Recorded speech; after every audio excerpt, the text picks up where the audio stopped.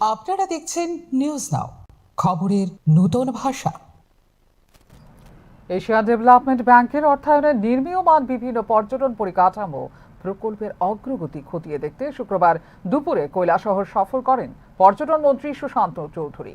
সফরের শুরুতেই তিনি কৈলাসহরের সোনামুখী এলাকায় যান এবং সেখানে 40 একর জায়গা জুড়ে প্রায় 70 কোটি টাকা ব্যয়ে নির্মীয়মান ইকো ট্যুরিজম অ্যাডভেঞ্চার পার্কের কাজ পরিদর্শন করেন সরেজমিনে।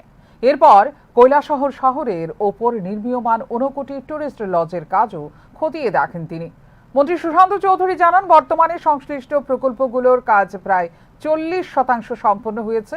আগামী 1 বছরের মধ্যে সমস্ত কাজ শেষ করে রাজ্যের মুখ্যমন্ত্রীর হাত দিয়ে আনুষ্ঠানিক উদ্বোধনের লক্ষ্যমাত্রা নির্ধারণ করা হয়েছে বলে জানিয়েছেন তিনি।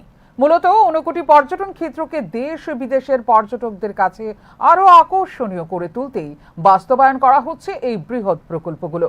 রাজ্যের সমস্ত পর্যটন কেন্দ্রকে আগামী 1 থেকে 1.5 বছরের মধ্যে আধুনিক পরিকাঠামো ও নতুন রূপে গড়ে তোলার লক্ষ্যমাত্রা নিয়ে সরকার কাজ করছে, যা রাজ্যের পর্যটন শিল্পকে নতুন গতি দেবে বলে প্রত্যাশা ব্যক্ত করেন পর্যটন মন্ত্রী।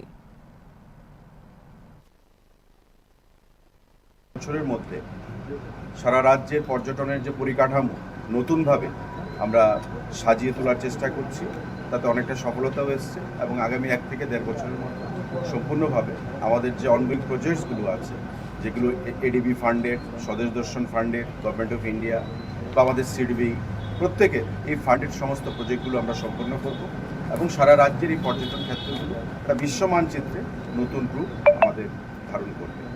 তো স্বাভাবিকভাবে এটা ত্রিপুরাবাসীর কাছে একটা গুরুত্বপূর্ণ বিষয়। কাজ যে গতিতে এগুচ্ছে, আমরা স্যাটিসফাইড যে কাজ ভালো গতিতে এগুচ্ছে এবং আগামী 8 থেকে 10 মাসের মধ্যে এই প্রজেক্ট সম্পূর্ণভাবে হ্যান্ডওভার হবে ট্যুরিজম দপ্তরের কাছে এবং মাননীয় মুখ্যমন্ত্রী তার শুভ